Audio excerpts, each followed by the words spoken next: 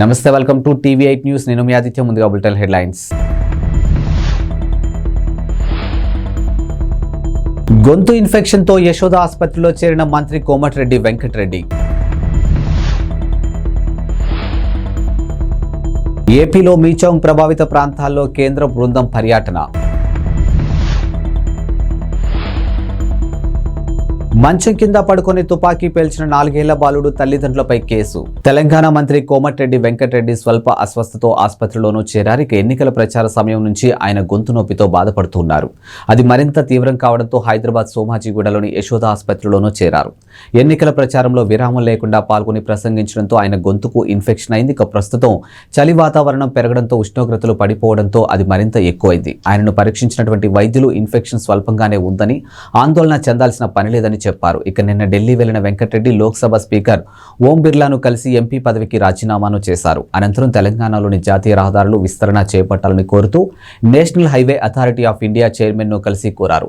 హైదరాబాద్ చేరుకున్న తర్వాత యశోద ఆసుపత్రిలోనూ చేరారు. ఆంధ్రప్రదేశ్లోని మీచౌంగ్ తుపాను ప్రభావిత ప్రాంతాల్లో ఈ రోజు రేపు కేంద్ర బృందం పర్యటించనుంది. ప్రభావిత జిల్లాలో నష్టపోయిన పంటలు, ఇతర ఆస్తులను అధికారులు అంచనా వేయనున్నారు. ఈ మేరకు కేంద్ర బృందం బుధవారం ఆంధ్రప్రదేశ్ కు చేరుకుంది. బుధవారం కృష్ణా, బాపట్ల జిల్లాలో, గురువారం నెల్లూరు, తిరుపతి జిల్లాల్లో అధికారులు బృందం పరిశీలన చేయనుంది. పరిశీలనకు ముందు డిజాస్టర్ మేనేజ్మెంట్ డైరెక్టర్ తో భేటీ కానుంది. 2 బృందాలుగా ఏర్పడి ప్రభావిత ప్రాంతాలకు బృంద సభ్యులు పరిశీలించున్నారు. ఆయా జిల్లాల అధికారుల నుంచి సంబంధిత సమాచారాన్ని తెలుసుకోవాలనుకుంటున్నారు. ఏపీ విపత్తు నిర్వహణ సంస్థ ఎండీ అంబేద్కర్ వెల్లడించారు.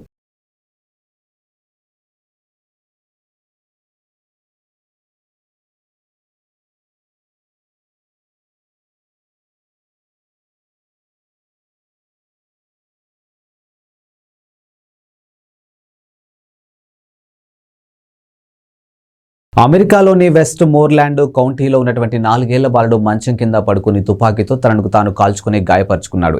ఘటనలో తల్లిదండ్రులు లారా స్టిల్, మైకెల్ లీన్పై జిల్లా న్యాయవాది అధికారులు అభియోగాలు నమోదు చేశారు. ఈ ఘటనపై విచారణ అనంతరం పిల్లల సంక్షేమాన్ని ప్రమాదంలో పడేయడంతో పాటు నిర్లక్ష్యంగా వ్యవహరించారంటూ వారిపై అభియోగాలు కేసు నమోదు చేశారు. ఇదొక విషాద ఘటనని, ఆమోదయోగ్యం కానిదని జిల్లా అటర్నీ పేర్కొన్నారు. ఇటువంటి వారిని నిరోధించాల్సిన అవసరం ఉందని అన్నారు.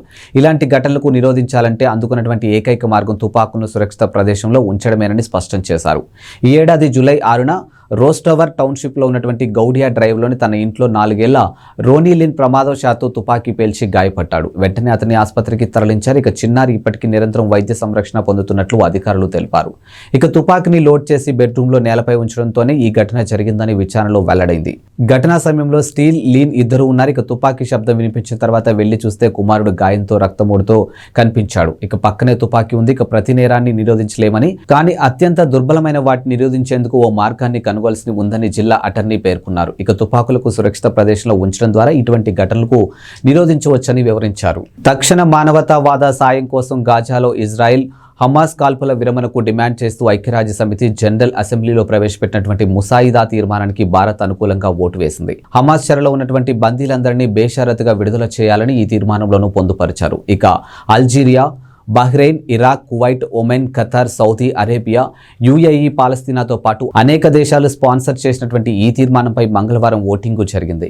అమెరికా, ఇజ్రాయెల్తో సహా 10 దేశాలకు వ్యతిరేకంగా ఓటు వేశాయి. మరో 23 దేశాలు ఓటింగ్కు దూరంగా ఉన్నాయి. హమాస్ ఇజ్రాయెల్ యుద్ధం కారణంగా తీవ్రమైన మానవతా సంక్షోభం ఏర్పడిందని, పెద్ద ఎత్తున ప్రాణనష్టం జరుగుతుందని ఐరాసలోని భారత శాశ్వత ప్రతినిధి రుచిరా కాంబోజ్ అన్నారు. స్త్రీలు, పిల్లలు ప్రాణనష్టం అధికంగా ఉందని అన్నారు. జనరల్ అసెంబ్లీలో ప్రవేశపెట్టిన తీర్మానానికి భారత్ అనుకూలంగా ఓటు వేసిందని పేర్కొన్నారు. ఈ తీర్మానంలో అనేక కోణాలు ఉన్నాయని, హమాస్ చెరలో బందీల పట్ల భారత్ ఆందోళన వ్యక్తం చేస్తుందని రుచిరా కాంబోజ్ పేర్కొన్నారు. తెలంగాణలో నూతనంగా ఏర్పడిన కాంగ్రెస్ ప్రభుత్వం వడివడిగా అడుగులు వేస్తూ ముందుకు సాగుతుంది. కొత్త మంత్రులు ఆయా శాఖలపై అధికారులతో సమీక్షలు నిర్వహిస్తున్నారు. అయితే కాంగ్రెస్ ప్రభుత్వం 6 నెలలు మించి ఉండదంటూ విపక్ష నేతలు విమర్శలకు దిగుతూ ఉన్నారు.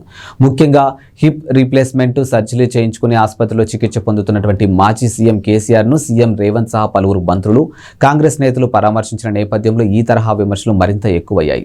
ఈ విమర్శలకు కాంగ్రెస్ నేత విజయశాంతి కౌంటర్ ఇచ్చారు. బీఆర్ఎస్ అధినేత కేసీఆర్ ను కాంగ్రెస్ ప్రభుత్వ నేతలు మర్యాదపూర్వకంగా కలిసి ఓదార్పు ఇచ్చారని, దీనిపై కూడా కొంతమంది బీఆర్ఎస్ ముఖ్య నేతలు వ్యతిరేక వ్యాఖ్యలు చేయడం సమంజసం కాదని ఆగ్రహం వ్యక్తం చేశారు. మానవీయ స్పందనకు రాజకీయాన్ని కలపడం నేటికి బీఆర్ఎస్ కు అవసరమేమో కానీ కాంగ్రెస్ ప్రభుత్వానికి అవసరం లేదని మండిపడ్డారు. ప్రభుత్వం కూలుతుందంటూ బీఆర్ఎస్ నేతలు చేస్తున్నటువంటి తప్పుడు ప్రకటనలు కేసీఆర్ తప్పక ఖండించాల్సిన అవసరం ఉందని ఆమె తెలియజేశారు. తెలంగాణ కొత్త సీఎం రేవంత్ రెడ్డి సంచలన నిర్ణయాలతో తమదైన మార్కు పాలన కనబరుస్తున్నారు. ఇక సర్కార్ కొలువుదీరిన రోజు నుంచి సరికొత్త నిర్ణయాలతో దూకుడుగా వ్యవహరిస్తూ ఉన్నారు. గత ప్రభుత్వం హయాంలో తీసుకున్నటువంటి నిర్ణయాలను సమీక్షిస్తూ కీలక ఆదేశాలు జారీ చేస్తూ ఉన్నారు. ఈ క్రమంలోనే సీఎం రేవంత్ రెడ్డి మరో కీలక నిర్ణయం తీసుకునేందుకు రెడీ అయినట్లు తెలుస్తుంది. బీఆర్ఎస్ ప్రభుత్వం నిర్మించి తలపెట్టినటువంటి ఓఆర్ఆర్లో metro project CM Revanth Reddy రద్దు చేసేందుకు మొగ్గు చూపుతున్నట్లు సమాచారం. అయితే తాజాగా ఈ మెట్రో విస్తరణ పనులకు సీఎం రేవంత్ బ్రేకులు వేయనున్నట్లు సమాచారం.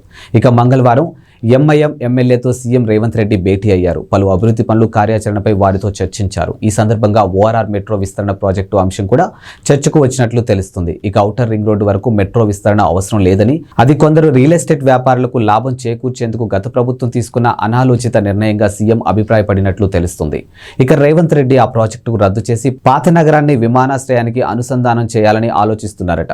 విశ్వనగరంగా ఎదుగుతున్నటువంటి హైదరాబాద్ నగరం ఇండియాలోనే బెస్ట్ సిటీగా నిలిచింది. అది కూడా పూణే, బెంగళూరు లాంటి సిటీలను వెనక్కి నెట్టేసి మరి అత్యున్నత నగరంగాను నిలిచింది. అయితే బెస్ట్ సిటీగా నిలవడం 2015 నుంచి హైదరాబాద్కు ఇది 6వ సారి కావడం విశేషం. ఈ విషయాన్ని మాజీ మంత్రి కేటీఆర్ ట్విట్టర్ ద్వారా పంచుకున్నారు. అయితే మెర్సర్ అనే అమెరికాకు చెందినటువంటి కన్సల్టెన్సీ ఆర్థిక సేవల సంస్థ తాజాగా ఉత్తమ జీవన ప్రమాణాలతో కూడినటువంటి ప్రపంచ నగరాల ర్యాంకింగ్స్ ను రిలీజ్ చేసింది. ఈ ర్యాంకింగ్స్ లో ఇండియా నుంచి హైదరాబాద్, పూణే, బెంగళూరు చోటు దక్కింది. అయితే హైదరాబాద్ కు 153వ స్థానం దక్కగా పూణే 154, బెంగళూరు 156 స్థానంలో ఉండడం గమనార్హం. ఇక చెన్నై 161, ముంబై 164, కోల్కతా 170 స్థానాల్లో ఉండగా దేశ రాజధాని ఢిల్లీ అయితే 172 స్థానానికి పరిమితమైంది. తెలంగాణలో సంచలన నిర్ణయాలతో సీఎం రేవంత్ రెడ్డి తమదైన మార్కు పాలన కనబరుస్తూ ఉన్నారు. ఇక సర్కార్ కొలువుదీరిన రోజు నుంచి ఆయా శాఖల అధికారులతో వరుసగా రివ్యూలు నిర్వహిస్తూ కీలక ఆదేశాలు జారీ చేస్తూ ఉన్నారు. ఈ క్రమంలో సీఎం రేవంత్ రెడ్డి తన మాస్టర్ ప్లాన్ అమలు చేసేందుకు రంగం సిద్ధం చేస్తూ ఉన్నారు.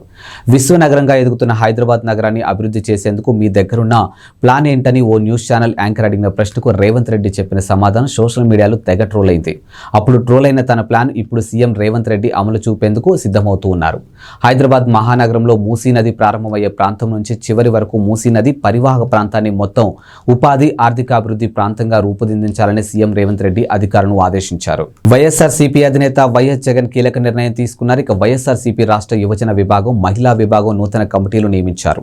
కొత్తగా కార్యవర్గాన్ని నియమిస్తూ ఆదేశాలు జారీ చేశారు. ఇక యువజన విభాగం అధ్యక్షుడిగా బైరెడ్డి సిద్ధార్థరెడ్డి, ఉపాధ్యక్షులుగా కొండా రాజీవ్ గాంధీ, పిన్నెల్లి వెంకట్రామరెడ్డిని నియమించారు. ఇక మొత్తం 64 మందితో నూతన కమిటీని నియమించినట్లు వైఎస్ఆర్సీపీ కేంద్ర కార్యాలయం ఓ ప్రకటనలోనూ పేర్కొంది. మరోవైపు వైఎస్ఆర్సీపీ రాష్ట్ర మహిళా విభాగానికి కూడా నూతన కమిటీ నియమించారు. ఇక వైఎస్ఆర్సీపీ మహిళా విభాగానికి ఎమ్మెల్సీలు పోతుల సునీత, వరదు కళ్యాణిలు ఇద్దరిని అధ్యక్షులుగాను నియమించారు. అలాగే ఉపాధ్యక్షులుగా మంతెన మాధవి వర్మ, బండి పుణ్యశీల, డాక్టర్ శశికళను నియమించారు. ఇక మొత్తం 64 మందితో నూతన కార్యవర్గాన్ని నియమిస్తున్నట్టు పార్టీ కేంద్ర కార్యాలయం ఓ ప్రకటనలోనూ విడుదల చేసింది.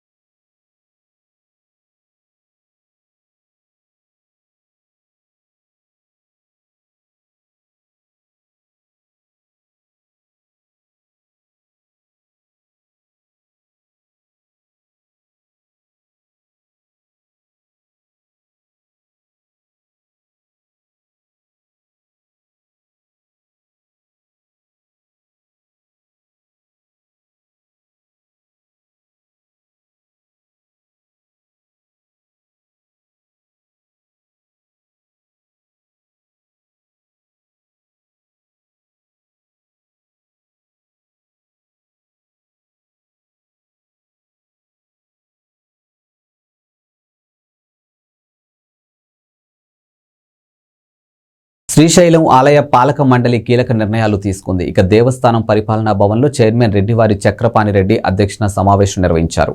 ఆలయ ఈవో డి పెద్దిరాజు 30 అంశాలు ప్రవేశపెట్టగా 28 అంశాలకు సభ్యులు ఆమోదం తెలిపారు. ఇక ప్రధానంగా మహాక్షేత్రంలో సామాన్య భక్తుల కోసం 200 వసతి గదులు కూడినటువంటి సముదాయాన్ని 52 కోట్లతో నిర్మించేందుకు ఆమోదం తెలిపింది.